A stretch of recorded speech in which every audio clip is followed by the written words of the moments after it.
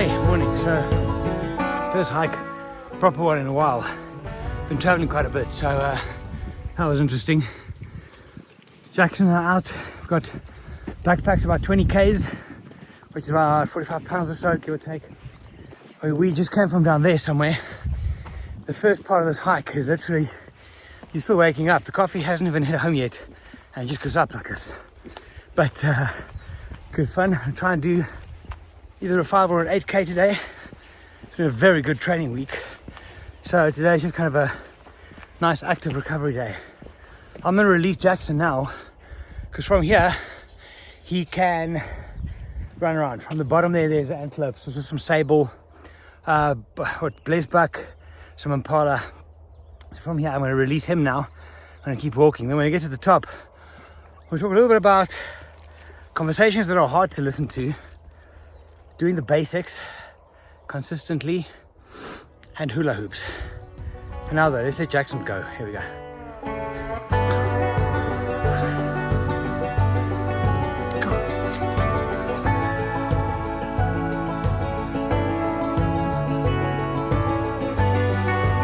Okay, so that's the first part of the hike's done. So it's a quick water stop for the two of us. Jackson, come. Jackson, come here. See if he wants any. Come. He wants some today. So, anyway, yesterday I was listening to the radio, talk radio, and they, in the mornings early on a weekend, they speak to people, right? But they speak to them at like a primary school level.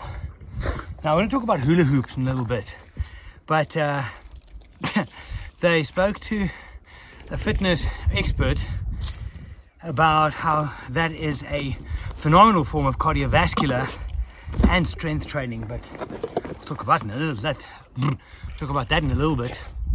But the thing is, sometimes you listen to a conversation and you just want to. I was having coffee. I wanted to pour the coffee into my eyes and ears and just stop the pain. So the host, radio host, would ask, so you've been involved in fitness for a long time, and hula hooping is this great form of fitness. Can you please explain to us why? And she says, yes, it's a great form of fitness. And then there's the silence. It was like drawing teeth. And there's a thing called conversation threading. So when you're having a conversation with someone, especially with someone you don't know, is to thread conversations and to just try and keep the conversation going, to share more information so it makes it less awkward for everybody. But you would think, before they get someone on a radio show to talk, Jackson, come, to talk about something as an expert, you would think at least these people can have a conversation with more than a single thing. It was painful. For 10 minutes, this poor radio DJ had to drive the conversation. So are you saying that hula hooping, we'll talk about it, is great for your core and that it develops your abdominal muscles? Answer is yes. Awkward silence. It was painful, man. It was so painful. Anyway, we'll talk about hula hooping at the top and about doing the basics. For now though, Jackson and I have got to hit this hill. Jackson, come. Here we go. I need to put this away first though. You see, like I said, Jackson can run around free at the top here because there's no antelopes. Well, the breeding project happens down there. Up here they have a couple of antelopes, but they're wild, so he doesn't really chase them. Okay, here we go. Alright, so just a few thoughts. I think we're halfway, it's about 4Ks now. A few thoughts on consistency. We'll talk about the hula hooping thing at the other side, Jackson. But the point is, in order to be better physically, even mentally, but let's stick to physically, there's certain basic things you have to do, right? There's basic things you have to do. You've got to do a little bit of cardiovascular work. You've got to stay mobile and flexible. And you have to lift heavy things. You have to do strength training. Of those, strength training from longevity is probably the most important one. Jackson, it's from 40 you lose muscle every year, you lose speed and strength every year. When you then get older, you fall down, and that's how you get injured, because your joints aren't strong enough to support those kind of things, right? But for some reason, people want gimmicks, they want hacks. It's the same with photography. You go to a lot of these places, Jackson, come. You go to a lot of these places, and it's gimbals and little robots and remote controlled things and upside down this, that, the other. Yet those same people don't have hang of the basics yet. So we lean towards gimmicks in order to make it interesting, in order to try and get attention, in order to get the fast hack. There is no fast hack. In photography, right, you agree. In photography or in life. So if you want to get stronger, a hula hoop ain't gonna fucking cut it. We'll get there. It's the basics, 3 to 4 times a week. So the best program I've heard, or the best suggestion, is 3 to 5. 3 to 5 times per week, 3 to 5 exercises, 3 to 5 reps of each. Not difficult. Do the basics. But the thing is, we all know this. You know this, so do I. So why then look for the gimmicks? Why think, oh, if I'm going to hula hoop for 10 minutes a day, I'm going to be fucking jacked? Well, I tell you now, it's not going to happen. We'll talk about the hula hoop. Yeah, it fascinates me how an expert can come on the radio and talk bullshit like that, but we'll get there. It's just, over the last few weeks, I was in Kenya for 3 weeks. I did exercise every single day, along with a bunch of other stuff. I've been back home, and I've been lifting every single day. I've been doing cardio, I've been watching diet. You feel better immediately. You feel stronger immediately.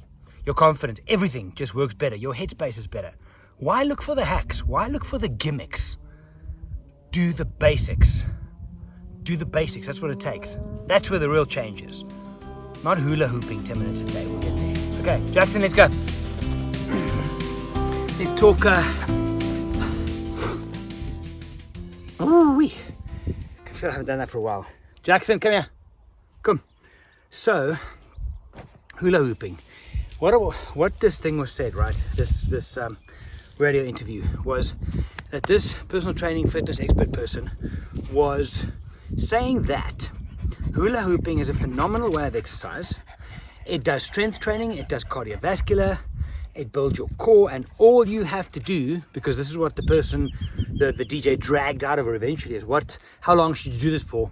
No, in about 3 to 4 weeks, if you do 10 minutes a day of hula hooping, you will see dramatic results. Dramatic results. So I grind myself in the gym. People go running marathons to be in better shape. They pay personal trainers to make them work and do things. All you have to do is hula hoop for 10 minutes a day and you'll be sweet. Physiologically, anatomically, these things don't make sense. But people want the gimmicks. People want the fast fix. Let me just hula hoop and everything will be better. You know what? No, it won't. It won't. And deep down, you know that. If you're too lazy to go to the gym and you buy yourself a hula hoop, right?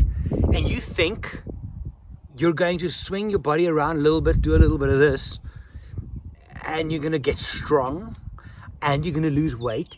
By definition, cardiovascular means you have to keep your heart rate in a certain zone for an extended period of time before the body starts utilizing fat as a source. You go through ATP-PC, which is short term, then anaerobic glycolysis, then you get to the Krebs cycle. That's how the body works energy. But not with hula hoop though, that's different. You can just go and swing yourself around and you're gonna lose weight. Guys, consistent hard work, that's where the change is. Hula hooping ain't gonna do shit. If you really, and you're gonna have to hula hoop so vigorously, right, for so long to see anybody. Yes, if you're dramatically out of shape, I get it. It might be good to move a little bit. It might be good to contract the core, but that's a foundation. That is maintenance at best. If you're dramatically out of shape, it's not going to do anything else. I just find it disingenuous that radio stations would get people like that on without checking their credentials, without checking that they can actually speak in public, and then to spurt rubbish like that. There's people laying at home on a Saturday morning thinking, I'm going to start hula hooping and change my life. It can be a part of something. It can be a part of a bigger program. But to just do that and expect the world to change, Come on, man. Guys, gimmicks don't work. Photography, life, gimmicks ain't gonna change anything. It's just not. Do the work. Stop negotiating with yourself, all of those good things. For now, though, Jackson and I are gonna finish. We've got about a K&a-half down the hill and then get coffee on the way home. Hey, Jackson. He's loving this. I'm gonna go. We'll wrap this up at the car and just talk about conversational threading, which I mentioned earlier, but I kind of picked up. I didn't finish that conversation. So anyway, Jackson's ready. Here we go.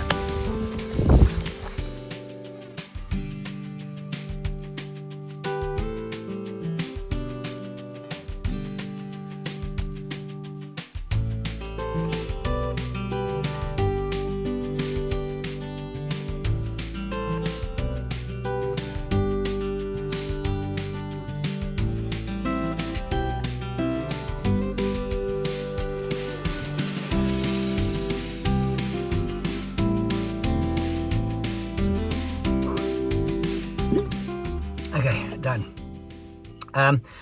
So conversational threading is just a thing that these twofold. If you do networking, or you, for example, you've got social anxiety, you go out to people, it's very difficult sometimes to speak to people who are very closed-ended with their conversations. Hey, where are you from? Johannesburg. So what do you do? Photographer. After like 3 or 4 questions, it's painful, right? So there's something called conversational threading, where instead of saying, for someone asked me, for example, so where are you from? I can say, well, I'm normally based in Johannesburg, but I do travel quite a lot for work. What have I done? I've answered your question and I've given you something to follow up on.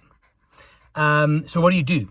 Well, I've got quite a few things that I do. I mean, I own a company called Wild Eye, with which we arrange travel, and I've also got a life and coaching performance practice. You're giving people, you're threading the conversations, you're giving someone something to bite onto. Leave loose threads, let people start pulling at one, and a conversation can happen. It's very difficult sometimes to speak to someone and it's just like yes, no, single answers. After a while, first of all, it's boring as shit.